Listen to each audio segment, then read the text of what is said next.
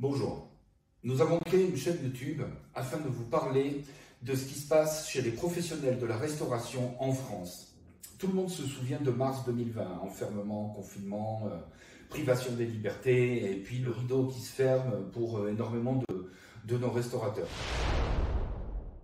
Il y a eu ensuite une sorte d'adaptation qui a permis au restaurant de passer dans une sorte de mode de survie avec le click and collect, donc les plats emportés, mais également les plateformes de livraison.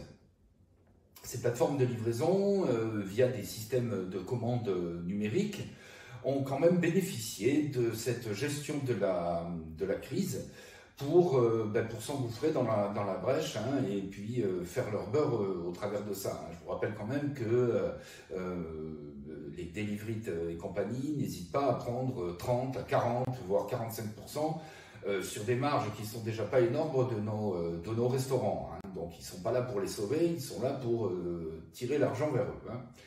Donc voilà, et donc en fait c'est cette gestion de la crise sanitaire qui a entraîné une seconde crise. Une crise économique et une crise sociale. Alors il est évident que les commandes via le système numérique sont des outils totalement adaptés à la consommation d'aujourd'hui et encore plus pour demain. Mais là je parle même pour tout type d'entreprise.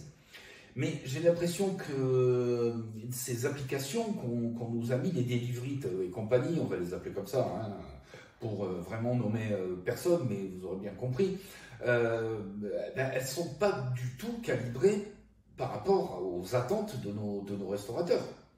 Pas du tout, elles sont là pour tirer la couverture vers elles.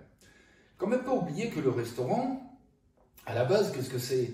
C'est un endroit où on va se détendre parce qu'on sait qu'on est servi par des professionnels, cuisiniers, chefs cuisiniers, les serveurs, les serveuses, les plongeurs, enfin voilà, c'est tout ce professionnalisme qui est là pour nous servir quelque chose de qualité.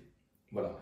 Et je ne pense vraiment pas qu'on puisse retrouver cette qualité-là avec des livraisons qui arrivent chez vous en scooter, qui arrivent froides, renversées. Bon, de toute façon, il suffit de lire les avis, des utilisateurs pour se rendre compte qu'il y a quand même beaucoup de gens mécontents. Mais toutefois, les gens sont mécontents, mais on continue de le faire. Donc moi, je pense qu'il y a une manière différente de penser la chose.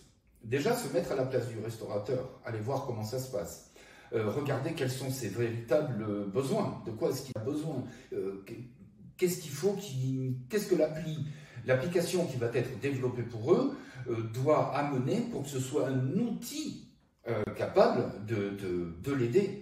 De communiquer au travers de la vitrine, au travers de la publicité qu'on va lui faire, au travers de la géolocalisation, mais également au travers des plats qu'il va faire, et enfin bon, bref, toutes ces choses-là. Or, j'ai l'impression que ces espèces de géants du numérique ne prennent pas ça en considération.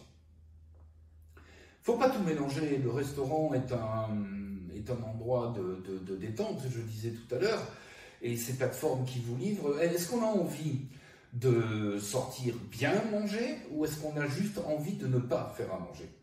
Voilà, je pense que là, il y a quand même une vraie question et le constat est dur à faire à l'heure actuelle dans notre pays qui est quand même encore un pays défenseur de notre savoir-faire et de la gastronomie. Nous avons donc créé GoTo, une appli conçue pour les restaurateurs en partenariat avec des restaurateurs. Une appli plus adaptée, plus souple et surtout 3 fois moins chère. Mon ambition est de faire de GoTo l'appli de tous les restaurateurs qui rejoignent notre combat, notre cause. Je vous invite tous à nous rejoindre sur notre chaîne. N'hésitez pas à partager. Merci.